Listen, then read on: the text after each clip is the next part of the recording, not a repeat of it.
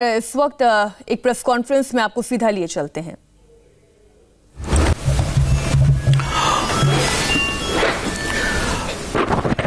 मित्र प्रकाश जी, पदाधिकारीगण और सभी I&B secretary और आईटी सेक्रेटरी और पत्रकार मित्रों, आज हम सोशल मीडिया के संबंध में गाइडलाइन और डिजिटल मीडिया और ओटीटी के बारे में कोड ऑफ एथिक्स, इसको लेकर आपसे चर्चा करने के लिए उपस्थित हुए हैं।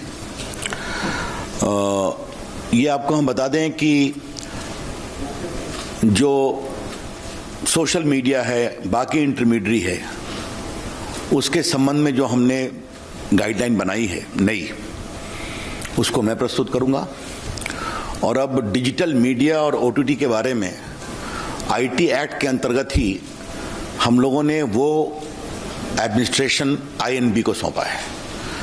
तो आईएनबी के द्वारा जो फाइनलाइज किया है, चर्चा करके बाद वो उस रूल के बारे में प्रकाश जी बताएंगे।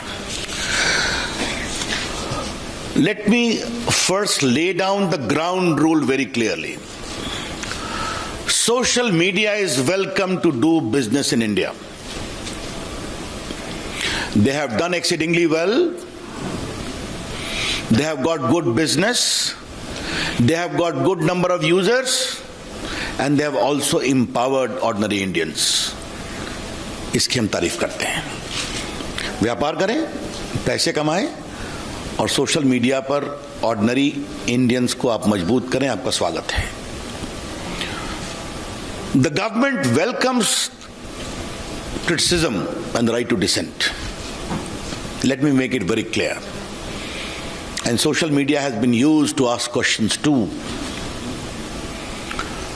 But it is very important that the users of social media must be given the forum to raise their grievance and resolution against the use, against the abuse and misuse of social media. Let me repeat. It is very important that the social media users running into crores should also be given a proper forum for resolution of their grievances within a time-bound manner against the abuse and misuse of social media. ये हमारा एक बहुत बड़ा इसका focus है कि we are empowering the ordinary users of social media in this process. बाकी प्रकाश जी उस विषय को बताएंगे। हमारे सामने शिकायत आती थी कि एक महिला की मॉर्फ फोटो दिखाई जा रही है, मॉर्फ किया हुई। बॉयफ्रेंड गर्लफ्रेंड स्प्लिट कर गए, बहुत कॉम्प्रोमाइजिंग फोटोग्राफ दिखाई जा रही है। ऐसे ऐसे प्रेजेंटेशन आ रहे हैं सोशल मीडिया में which cannot be called civilised from any point of view, impinging upon dignity, compromising the civilized norms of existence. इसकी शिकायतें हमारे पास बहुत आई थी। और बाकी चर्चा हम करेंगे कि how of late some intermediate and social media platforms are used to garner commercial and financial controversy inter se among corporate houses. हमारे सामने ये भी शिकायत आई थी कि सोशल मीडिया को आजकल क्रिमिनल, टेररिस्ट देश में chaos, mayhem, वायलेंस को प्रमोट करने के लिए also from across the border कार्रवाई कर रहे हैं। मैं आपको बताना चाहूंगा, the basic essence of this is what?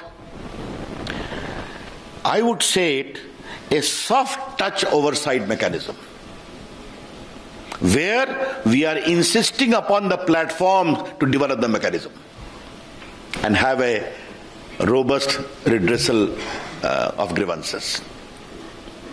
और अब जब प्रकाश जी अपनी बात कहेंगे तो वहां भी एक सॉफ्ट टच मैकेनिज्म है, where the platforms be the OTT और digital platforms are being emphasised to have a proper mechanism. ये हमारा फोकस है, ये समझना चाहिए। मैं I am wish to share some statistics to you. Bharat में व्हाट्सएप के यूजर्स हैं 53 crore, YouTube users are 44.8 crore, Facebook users are 41 crore.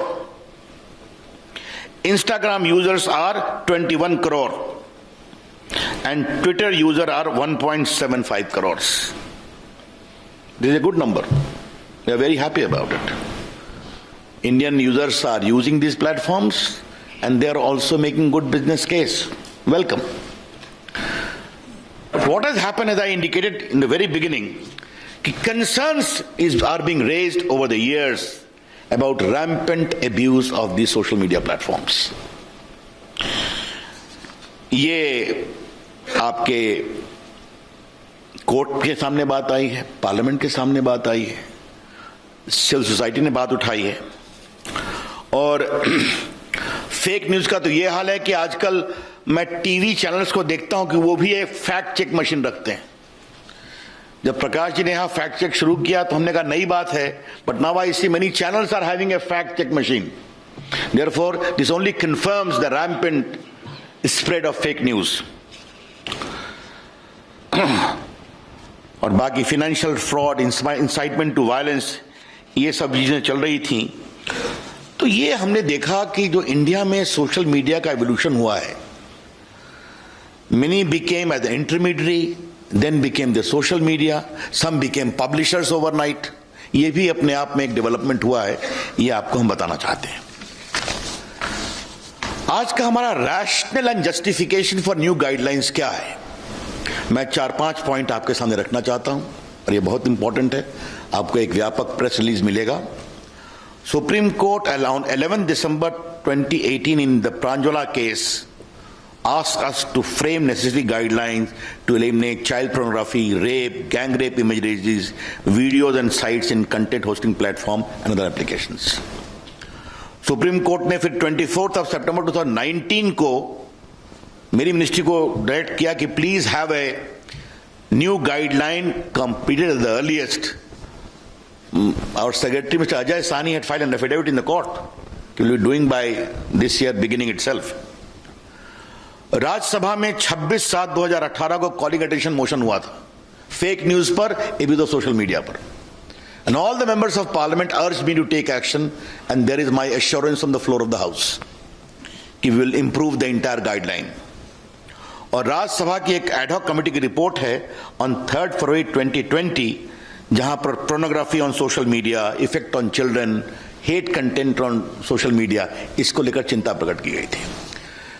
Therefore court orders, parliamentary proceedings, I only mention of supreme court, there are many orders of the high courts as well to take action in this. हमारी ministry ने व्यापक consultation किया. We prepared a draft on 24 December 2018 where we received 171 comments. We put those comments in public domain and we had 80 counter comments too. Therefore, widespread consultations was done, and also in the case of INB, which will be explained by them. अब हम इसके salient features को आपके सामने रखना चाह देते हैं. बाकी तो रूल्स आपके सामने आएगा, प्रेस स्टेटमेंट भी है. पहला है कि 2 कैटेगरी की है. एक है intermediary, which can be a social media intermediary, और दूसरा है significant social media intermediary. Significant social media intermediary पर एडिशनल ऑब्लिगेशन है. There are additional obligations on a significant social media intermediary. We shall notify the users number for a significant social media intermediary very soon. Who will be those? पहला है कि आपको एक grievance redressal mechanism रखना पड़ेगा, and इस grievance officer का नाम भी आपको रखना पड़ेगा. Who shall register the grievance within 24 hours and disposal in 15 days. That is very clear. Second, if there are complaints against the dignity of users, particularly women, that expose their private parts of individuals, or nudity, or in sexual act, impersonation, etc., you will be required to remove that within 24 hours after a complaint is made. This particular provision is designed to respect the dignity of the women of India and anyone else. It's very clear. उसके बाद मैंने बता दिया आपको कि दो प्रकार के सोशल मीडिया होंगे। तो जो सिग्निफिकेंट सोशल मीडिया होगा उनको तीन काम करना पड़ेगा। पहला, you will have to have a chief compliance officer resident in India, responsible for ensuring compliance of the acts and the rules. Second, a nodal contact person resident in India for having 24/7 coordination with the law enforcement agencies. तो पहला हो गया chief compliance officer, दूसरा हो गया nodal contact person, तीसरा है appoint a resident grievance officer who shall perform the grievance redressal mechanism as I indicated.